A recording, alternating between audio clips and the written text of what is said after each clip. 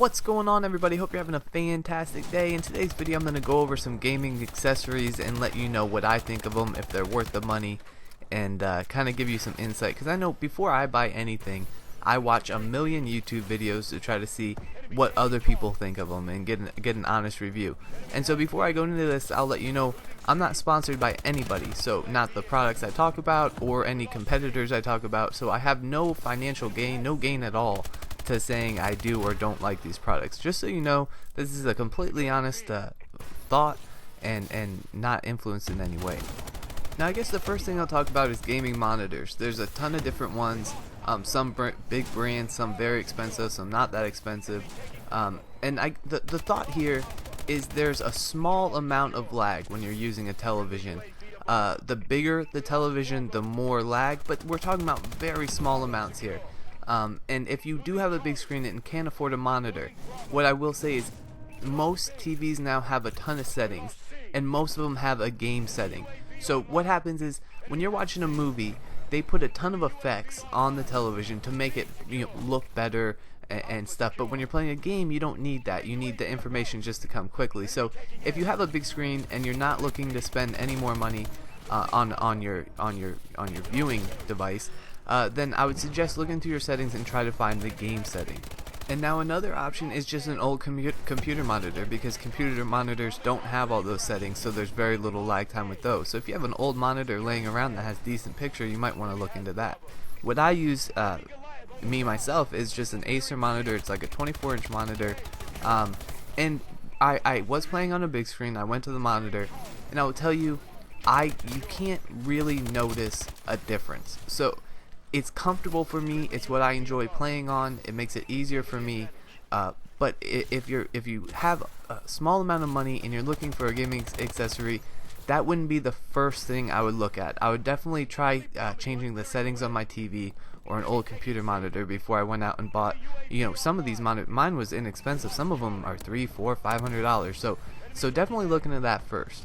So I guess to summarize gaming monitors, if you're super into gaming and that very small amount of input lag that you get from a big screen is important to you, you feel like it'll help, then definitely look into it, but it would not be the first thing I bought.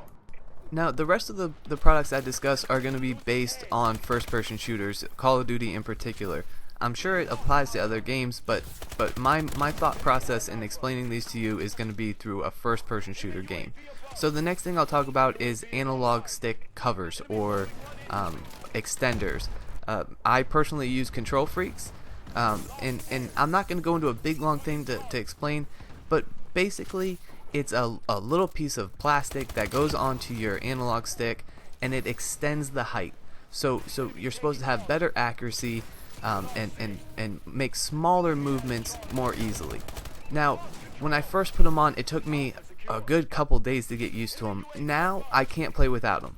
Now, do they make a big difference?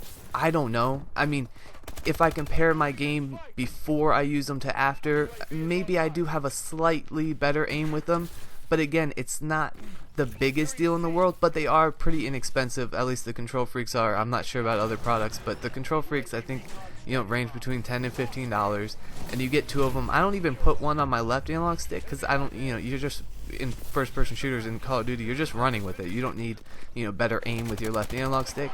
And there's different heights that you can choose. I would probably recommend going small at first if this is something you're into. They have, a bunch of different heights. Now I have seen other types of covers for the analog stick. Some are just for comfort. Some are supposed to do the same thing Kontrol Freeks do. I'm not going to talk about those because I haven't used them. But I will say for Kontrol Freeks, if you're looking for slightly better aim, I would suggest trying them out. You won't like them at first, honestly. It'll take you a couple days. But after you get used to them, I can't play without them now. But I don't know that they make the biggest difference in the world. But if you're looking for small, all these accessories are going to be small improvements. So it's an inexpensive way to get slightly better aim.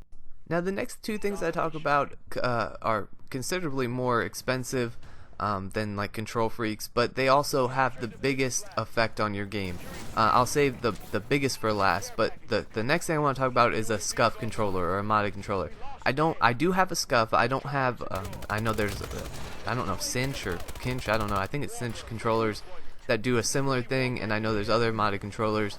But if you don't know, I'm sure you do, but a Scuf controller is tournament legal because it's not necessarily a modded controller. You can't do anything different except that the buttons are moved to the back. So like on my controller, I have 2 paddles on the back. So instead of having to take my thumb off of the right analog stick, so instead of aiming, I have to take my finger off to crouch or to jump. A Scuf moves, like in my case, the X and the circle button to the back. So I use my middle finger to jump and crouch, so I can still aim while jumping or doing a drop shot. So that's very neat, and it is helpful. However, just like the rest of these accessories, it takes skill to be good at the game. A controller is not going to inherently make you better at the game. If you're already good at the game and getting an extra edge is important to you, then I would consider getting the controller. They are very expensive when you think about it. You're looking at probably around $200, maybe more, considering there's a ton of different customization you can do to the controller. You can change colors, you can change analog stick color, back cover, the amount of paddles. You can change the analog height. There's a ton of things you can change, and you really start racking up the money if you start getting into all that. Now I could do a whole video on Scuf controllers, so I'm not going to get all into this, the different benefits, but it's not the biggest difference in the world. Like, a lot of people think, oh, if I had a Scuf controller, I could be really good at this game.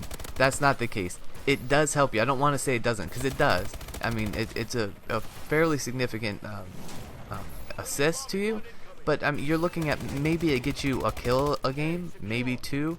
So it's not like you're gonna all of a sudden be dropping 50 bombs when you were getting 10-15 kills. It's not like that. But if you're good at the game and a small change is gonna help you a lot, I would consider getting it. Now the last thing I want to talk about, and what I believe to be the biggest gaming accessory that you almost need to play a game like Call of Duty, is a nice headset.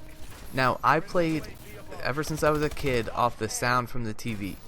And the first time I got a headset was actually during Advanced Warfare, and after I got a pair of Sony Gold wireless headsets, and there is no way I could play Call of Duty without a headset now.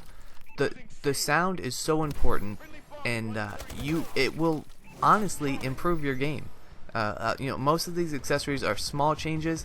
The biggest change I saw of my gameplay happened after I got a decent pair of headsets.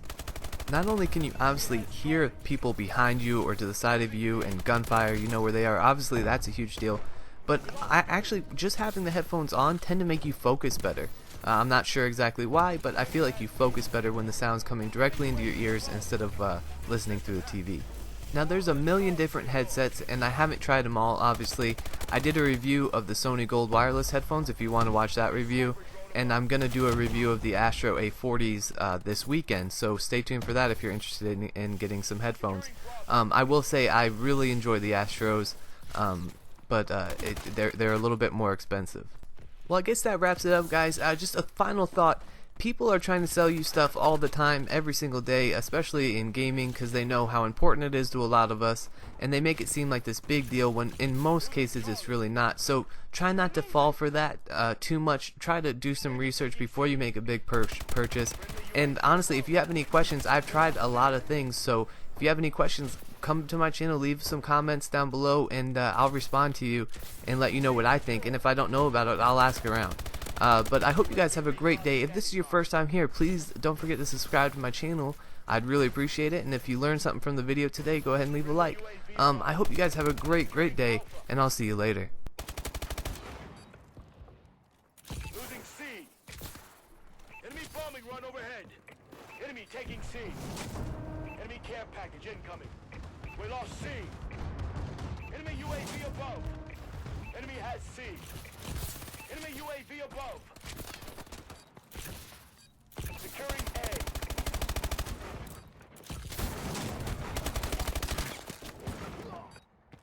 Securing A. We got torn up out there. Bring it next time.